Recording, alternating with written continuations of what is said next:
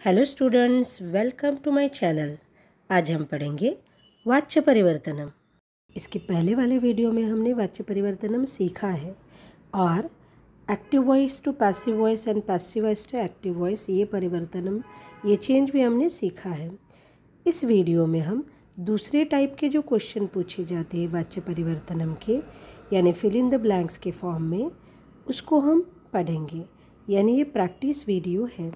पहले वीडियो में अलग टाइप के क्वेश्चंस थे, इस वीडियो में अलग टाइप के क्वेश्चंस रहेंगे। तो चलो शुरू करते हैं वाच्य परिवर्तनम। पहले थोड़ा इंट्रोडक्टरी पार्ट। वाच्य 3 टाइप के रहते हैं, कर्तृवाच्य, कर्मवाच्य और भाववाच्य। कर्तृवाच्य फिर से 2 टाइप में डिवाइडेड रहेगा। एक है सकर्मक कर्तृवाच्य, दूसरा है अकर्मक कर्तृवाच्य। वाच्य का मतलब है वॉइस, कर्तृवाच्य का मतलब है एक्टिव वॉइस, कर्मवाच्य का मतलब है पैसिव वॉइस, भाववाच्य का मतलब है इम्पर्सनल वॉइस। सकर्मक कर्तृवाच्य का मतलब है सकर्म, स यानी विथ, कर्म यानी ऑब्जेक्ट। तो ऐसा एक्टिव वॉइस जिसके अंदर ऑब्जेक्ट रहेगा उसको हम बोलेंगे सकर्मक कर्तृवाच्य, यानी एक्टिव वॉइस विथ ऑब्जेक्ट। अकर्मक कर्तृवाच्य ये दूसरा टाइप है, इसमें ऑब्जेक्ट नहीं रहेगा, ये एक्टिव वॉइस ही रहेगा लेकिन विदाउट ऑब्जेक्ट रहेगा। एक बार इन वॉइस की डिटेल्स को रिवाइज करते हैं। सकर्मक कर्तृवाच्य, इसमें कर्तृपद रहता है यानी सब्जेक्ट रहता है प्रथमा में, कर्मपद यानी ऑब्जेक्ट रहेगा द्वितीया में, क्रियापद जो है वो कर्तृवाच्य के जैसा चलेगा, यानी कर्तृपद का जो भी वचन पुरुष रहेगा उसके अकॉर्डिंग क्रियापद चलेगा। इसके लिए 9th स्टैंडर्ड में जो लकार का, पांचों लकार का जो टेबल बनाया हुआ है 1 to 9 वाले नंबर्स का, वो टेबल फॉलो करोगे तो बहुत इजी रहेगा आप लोगों के लिए। मैं एक बार वो टेबल यहाँ पे शेयर भी करूँगी। ये टेबल आपको बहुत सारे प्रश्नों के लिए यूज़फुल रहेगा। इस टेबल में कर्तृवाच्य, लकार, ये सब दिया हुआ है और साथ में नंबर्स दिए हैं। तो ये 4 to 9 जो नंबर्स रहेंगे उसमें जो कर्तृपद रहेंगे, ये कर्तृपद वाला कॉलम है जिसमें बॉक्स देखेगा आपको, सह तवते त्वम युवाम यूयम एंड हम आवाम वयम। तो ये है कर्तृपद।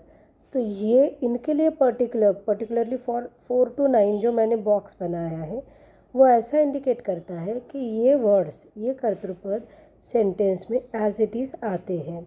अगर ये 6 वर्ड्स में से दूसरा कोई वर्ड आता है एज अ सब्जेक्ट, तब हमको पोजीशन 1, 2 या 3 डिसाइड करनी है एंड अकॉर्डिंगली हॉरिजॉन्टल लाइन में ही जो लट लकार है उसके अकॉर्डिंग हमको आंसर्स लिखने हैं, क्रियापद लिखना है। तो ये टेबल आपको बहुत सारे प्रश्नों में यूज़फुल रहेगा, यहाँ भी यूज़फुल रहेगा एक्टिव वॉइस को फॉलो करने के लिए। इस तरह से इस टेबल में से हम क्रियापद जो है वो समझ सकते हैं या क्रियापद देखकर कर्तृपद को समझ सकते हैं।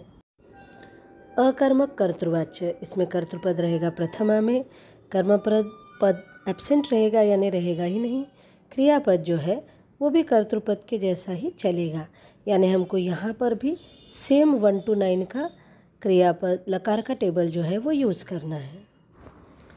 कर्मवाच्य में कर्तृपद रहेगा तृतीया विभक्ति में, कर्मपद रहेगा प्रथमा विभक्ति में, और क्रियापद जो है वो कर्मणि क्रियापद रहेगा, यानी धातु को य पहले जुड़ेगा, बाद में आत्मनेपद के प्रत्यय लगेंगे और ये क्रियापद कर्म के अकॉर्डिंग चलेगा, यानी कर्म का जो पुरुष और वचन रहेगा उसके अकॉर्डिंग क्रियापद रहेगा। तो इसका फॉर्मूला बन जाता है 3-1 कर्मणि 1। भाववाच्य में कर्तृपद रहेगा तृतीया में, कर्मपद एब्सेंट रहेगा और क्रियापद जो है वो सिर्फ धातु प्लस यते इतना ही रहेगा। ये एक्चुअली कर्मणि क्रियापद ही रहता है लेकिन प्रथम पुरुष एक वचन वाला एंडिंग यानी ते रहता है, इसलिए धातु प्लस यते। ये सिंपल फॉर्मूला है। फॉर्मूला इज 3-0 धातु प्लस यते। एक बार टेबल ऑफ फॉर्म में रिवाइज कर लेते हैं। सकर्मक कर्तृवाच्य 1 to 1, अकर्मक कर्तृवाच्य 1-0-1, कर्मवाच्य 3-1 कर्मणि 1 एंड भाववाच्य 3-0 धातु प्लस यते। तो ये टेबल लर्न रहना बहुत ज़रूरी है। एग्जाम्पल सॉल्व करने से पहले एक जनरल क्लू बिल्कुल याद रखना। कर्तृपद अगर तृतीया में है तो क्रियापद जो है वो कंपलसरी कर्मणी क्रियापद रहेगा, यानी धातु प्लस आत्मनेपद, धातु प्लस य प्लस आत्मनेपद एंडिंग पक्का लगेंगे, या वाइस वर्सा। यानी अगर क्रियापद कर्मणी टाइप का है यानी धातु प्लस य प्लस आत्मनेपद एंडिंग है तो कंपलसरी कर्तृपद जो है वो तृतीया में रहेगा। ये क्लू आप लोगों को ये एग्जाम्पल सॉल्व करने के लिए सबसे ज़्यादा इम्पॉर्टेंट है। शुरू करते हैं एग्जाम्पल्स। सबसे पहले हमको एग्जाम्पल्स में जो मंजूषा में दिए हुए वर्ड्स हैं उनको समझना है और गैस करना है। भवान ये प्रथमा में है, गमिष्यति ये भी नॉर्मल वर्ब है, और मया ये वर्ड तृतीया में है। तो जैसे ही वर्ड तृतीया में रहेगा उसका कनेक्शन कंपलसरी कर्मणी क्रियापद के साथ रहेगा। अब पढ़ेंगे सेंटेंसेस। आशुतोष बोलता है मित्र डैश किम करोषि करोति, तो यहाँ करोति के लिए भवान ये सब्जेक्ट आएगा। अंशुमान बोलता है मित्र डैश स्वाध्यायः क्रियते, अब यहाँ पे क्रियते ये कर्मणी क्रियापद है, इसलिए यहाँ कंपलसरी तृतीया का सब्जेक्ट यानी मया आना चाहिए। अब तीसरा वाक्य आशुतोषस्य, आशुतोष बोलता है मेलापकम द्रष्टुम कदा डैश भवान, तो यहाँ पे गमिष्यति ऐसा वर्ड आएगा क्योंकि मेलापक देखने के लिए तुम कब जाओगे ऐसा मीनिंग रहेगा। नेक्स्ट क्वेश्चन मंजूषा है सिंचन्ते, संध्या एंड सिंचन्ति, इसमें कर्मणी क्रियापद है सिंचन्ते, यानी इसके साथ हमेशा तृतीया वाला सब्जेक्ट आना चाहिए। तो चलिए देखते हैं। प्रत्युष बोलता है किम विद्यालये छात्राः पादपान डैश, ये नॉर्मल वर्ब आएगा दैट इज सिंचन्ति। दूसरा राघव बोलता है आम तैहि पादपाः, यहाँ तैहि तृतीया में है इसलिए कंपलसरी आंसर आएगा सिंचन्ते। तीसरा, अब तो तुम गेस कर सकते हो, तीसरा संध्या आ सकता है। अब ये 3-1-1 फॉर्मूला है इसलिए ऑब्जेक्ट जो है वो प्रथमा में आएगा, यानी संध्या में ऑब्जेक्ट है वो प्रथमा में आएगा संध्या। आचार्येण प्रकोष्ठे स्वप्रकोष्ठे संध्या क्रियते, यानी आचार्य अपने कोष्ठ में संध्या कर रहे हैं, ये पैसिव कंस्ट्रक्शन है। गायत्री बोलती है संधे किम डैश उदनम पचसी, पहले हम एक बार मंजूषा देख लेंगे। त्वम, त्वम यानी तुम, तदनंतरम उसके बाद पच्यते ये कर्मणी क्रियापद है। अब पढ़ते हैं सेंटेंसेस। गायत्री बोलती है संधे किम डैश उदनम पचसी, तो सी आने के बाद कंपलसरी त्वम यही सब्जेक्ट रहेगा। संध्या बोलती है आ मया ओदनः, मया ये तृतीया में है तो कंपलसरी इसके साथ कर्मणी क्रियापद आएगा यानी पच्यते। तीसरा गायत्री बोलती है डैश त्वम किम करिष्यसि, तदनंतरम त्वम किम करिष्यसि, उसके बाद तुम क्या करोगी। मंजूषा में वर्ड्स है पठसी, इसके लिए हमेशा त्वम आना चाहिए। दूसरा वर्ड है त्वम और तीसरा वर्ड है मया, मया ये तृतीया में है तो इसका क्रियापद जो रहेगा वो कर्मणी रहना ज़रूरी है। अब पढ़ते सेंटेंसेस। रोहित बोलता है श्वेते अधुना कस्याम कक्षायाम डैश, अब ये श्वेते यानी डायरेक्टली उसको संबोधन कर रहा है, मतलब ये त्वम है, तो यहाँ पे आंसर आना चाहिए पठसी। वो पूछ रहा है कि तुम कौन से कक्षा में पढ़ती हो। श्वेता बोलती है डैश तू नवम कक्षायाम पठ्यते, क्रियापद कर्मणी है इसलिए मया कंपलसरी आएगा। रोहित किम डैश मणिकायाः, अब तो तुम गेस कर सकते हो कि ये बचा हुआ वर्ड जो है वो त्वम आ सकता है। और दूसरी बात ऐसे लॉजिकली भी देखेंगे तो पश्यसी क्रियापद रहने पर, सी ये क्रियापद रहने के बाद यहाँ कंपलसरी त्वम आएगा। मंजूषा के वर्ड्स त्वया अहम और करोमि, त्वया ये तृतीया में है तो इसका क्रियापद कर्मणी रहना चाहिए। अहम के लिए मी वाला एंडिंग क्रियापद रहना चाहिए और करोमि के लिए कंपलसरी अहम ये सब्जेक्ट रहना चाहिए। अब पढ़ते हैं। अर्जुन, अर्जुन बोलता है हे कृष्ण डैश युद्ध भूमो सर्वत्र बंधुन पश्यामि, पश्यामी एंडिंग है तो कंपलसरी अहम ये सब्जेक्ट आएगा। दूसरा सेंटेंस श्री कृष्ण बोलता है हे अर्जुन अस्मिन् काले डैश मोहाग्रस्तः भूयते, भूयते ये कर्मणी क्रियापद है इसलिए यहाँ पे सब्जेक्ट रहेगा त्वया जो तृतीया वाला वर्ड है। नेक्स्ट अर्जुन भगवान, अर्जुन भगवान को बोलता है अहम राज्यलोभाय तेषां वधम न डैश। अब यहाँ पे सब्जेक्ट अहम है, इसलिए क्रियापद जो है वो मी एंडिंग वाला यानी करोमी आना चाहिए। मंजूषा में अहम मया गच्छसि ये 3 वर्ड है। मया के लिए क्रियापद हमेशा कर्मणि वाला आना चाहिए, गच्छसि के लिए कर्तृपद जो है वो तवा वाला आना चाहिए, अहम के लिए एंडिंग मी आना चाहिए।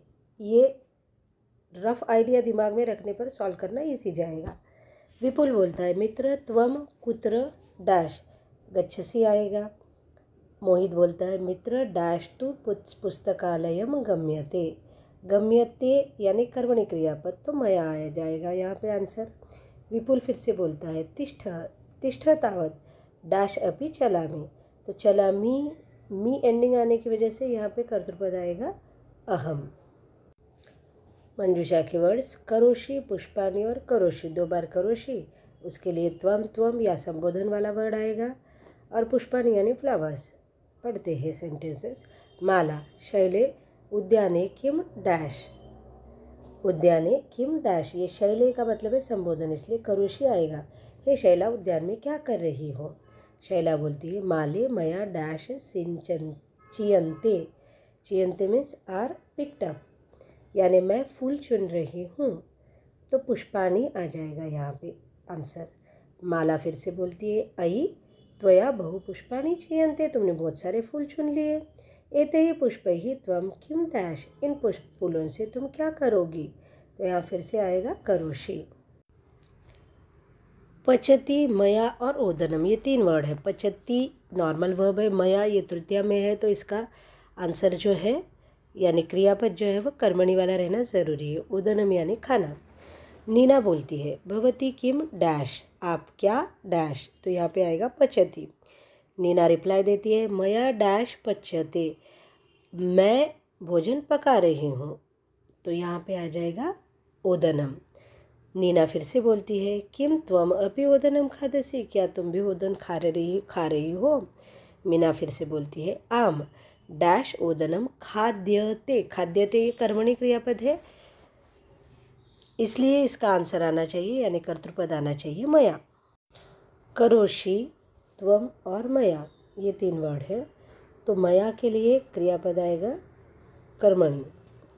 सुमिता बोलती है सुनयने इदानीम किम डैश, तो ऑफकोर्स करोशी आएगा क्योंकि ये संबोधन वाला वर्ड है, सब्जेक्ट संबोधन में है। सुनयना इदानीम डैश संगणके कार्यम क्रियते, क्रियते ये क्रियापद कर्मणि है, इसलिए यहाँ पे आ जाएगा तृतीया वाला सब्जेक्ट यानी मया। सुमिता बोलती है फिर से संगणके डैश कस्य विषयस्य कार्यम करोषि, संगणके अब करोषि ये क्रियापद रहने की वजह से कंपलसरी कर्तृपद जो है वो त्वम ही रहेगा, तो आंसर बन जाता है त्वम कस्य विषयस्य कार्यम करोषि, तुम कौन से सब्जेक्ट का काम कर रहे हो।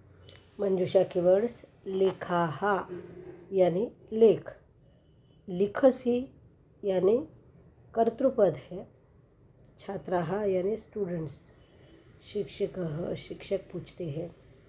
अमन गत्वा पश्य डैश किम कुर्वन्ति, जाकर देखो डैश क्या कर रहे हैं, तो यहाँ पे लेखाः तो नहीं आ सकता, तो छात्राः आएगा यानी छात्र क्या कर रहे हैं। अमन बोलता है छात्रैः तु डैश लिख्यन्ते, अब क्या लिखेंगे लेख, इसलिए आंसर आएगा लेखाः। शिक्षकः किम त्वम लेखम डैश, हे शिक्षक बोलते हैं क्या तुम लेख लिखोगे, तो यहाँ पे त्वम आने की वजह से यह आता है लिखसी। मया पश्यसी मणिकाम, मया तृतीया में है तो इसका क्रियापद कर्मणि रहना चाहिए। पश्यसी क्रियापद के लिए त्वम या संबोधन वाला वर्ड आना चाहिए सब्जेक्ट में, और मणिकाम ये ऑब्जेक्ट है। निरुपमा बोलती है विनीते अधुना किम करोषि, अब क्या कर रही हो। विनीता बोलती है डैश नवीनम पुस्तकम मणिकाम पठ्यते, पठ्यते कर्मणि है इसलिए मया आएगा। निरुपमा बोलती है कीदृशः संयोग अहम अपि डैश एव पठितुम उपविशामि, उपविशामि मी एंडिंग है इसलिए यहाँ पे अहम ये कर्तृपद ऑलरेडी आया हुआ है, और यहाँ पे ऑब्जेक्ट वाला जो वर्ड है वो ब्लैंक में है, तो यहाँ पे आएगा मणिकाम। आगे कश्चित ध्वनिः आगच्छति। कम कार्यक्रमं दूरदर्शने डैश। तो यहाँ पे ये संबोध करके बोल रही है निरुपमा को, तो ऑब्वियसली बचा हुआ आंसर पश्यसि आ। गच्छसि, अहम और मया। मया तृतीया में है तो इसके लिए कर्मणि वाला क्रियापद आना चाहिए। गच्छसि के लिए त्वम या संबोधन वाला वर्ड आना चाहिए। देवांश बोलता है मित्र त्वम कुत्र गच्छसि ऑब्वियसली। हृदयः बोलता है मित्र डैश तु पुस्तकालयम गम्यते, तो यहाँ पे मया आएगा क्योंकि गम्यते कर्मणि क्रियापद है। देवांश बोलता है अपि डैश त्वया सह चलामि, तो मैं भी तुम्हारे साथ चल सकता हूँ क्या, ऐसे वो बोलता है। तो अहम आएगा क्योंकि क्रियापद जो है वो एंडिंग विथ मी है। नेक्स्ट गम्यते अहम और गच्छति। गम्यते कर्मणि क्रियापद है इसलिए इसका कर्तृपद तृतीया में रहना ज़रूरी है।